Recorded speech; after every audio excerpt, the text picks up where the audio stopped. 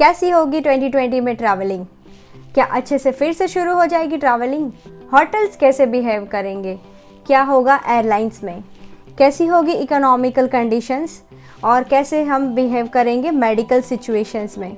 चलिए ये सब चीज़ों को डिस्कस कर दें हम ये वाले वीडियो में।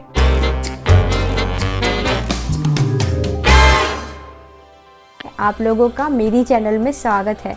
जी हाँ, मेरी चैनल का नाम है ट्रैवल विथ कोमल। तो ऑब्वियसली टॉपिक्स ट्रैवल के रिलेटेड ही रहेंगे।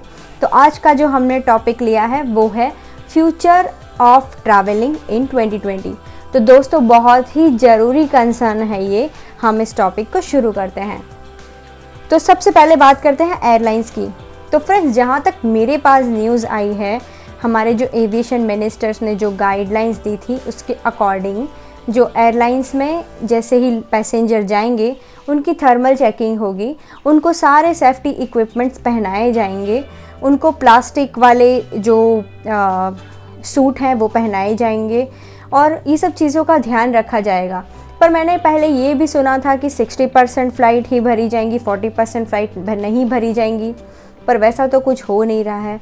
और इस केस में अभी मैंने ये सुना है कि कोरोना के जो इफ़ेक्ट्स हैं वो हो जाने के बाद 10 दिन के बाद अपने सिम्टम्स दिखा रहे हैं। तो इस सिचुएशन में अगर किसी का थर्मल स्कैनिंग नॉर्मल आता है और अगर वो इंसान फ़्लाइट में ट्रैवल कर रहा है, तो क्या आपको लगता है कि दूसरे लोगों के लिए ये चीज़ सेफ़ है?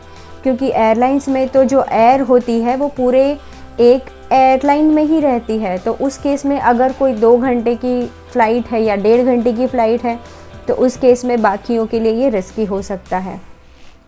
दूसरी चीज़ें हम डिस्कस करते हैं वो है होटल्स।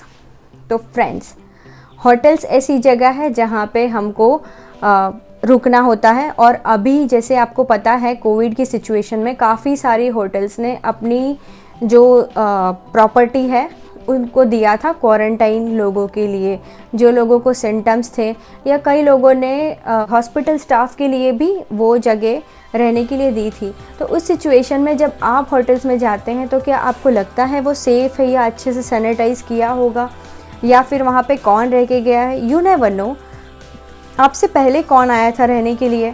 तो इस सिचुएशन में ये थोड़ा सा रिस्की हो जाता है, पर हम ये मान के चलते हैं कि उन्होंने अच्छे से सब कुछ प्रॉपरली फॉलो किया है। फिर भी जब आप होटल्स में जाओगे तो आपसे होटल का स्टाफ 6 फीट की दूरी बना के रखेंगे, जो कि सही है। और इसके बाद शायद ऐसी कोई सिस्टम आ सकती है कि आप अपने मोबाइल में कोई कोड आए उससे ओपन करो डोर। ये सब तो टेक्निकल चीज़ें ये आ जाएंगी। इसके अलावा आपको ब्रेकफास्ट जो सुबह बहुत सारे लोगों के बीच खाने मिलता था वैसा अब नहीं होगा। अब आपको अपना ब्रेकफास्ट रूम में ही करना होगा। सोशल गैदरिंग्स होटल्स में भी अलाउ नहीं है। वहाँ के जिम्स, वहाँ के पुल, ये सब टेम्परेरी बंद रहेगा। और अगर आपको इस ड्यूरेशन में कुछ भी ऐसे सिम्टम्स लगते हैं तो आपको वहीं पे क्वारंटाइन कर दिया जाएगा या फिर आपको हॉस्पिटल भेज सकते हैं। उस सिचुएशन में जो कॉस्ट होगी आपको बेयर करनी होगी।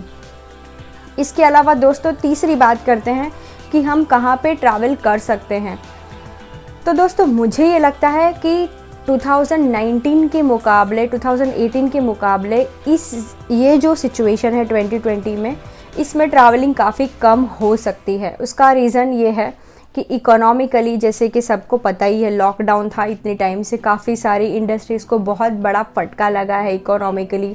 काफ़ी सारे बिज़नेस बंद हो गए हैं। इस वजह से काफ़ी लोगों की जॉब गई है। किसी की सैलरी आधी आई है या कम आई है या किसी की नहीं आई है।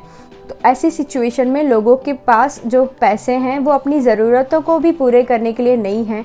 तो मुझे नहीं लगता कि कोई अगर बिना ज़रूरी ट्रैवलिंग है तो वो इस ड्यूरेशन में करेंगे।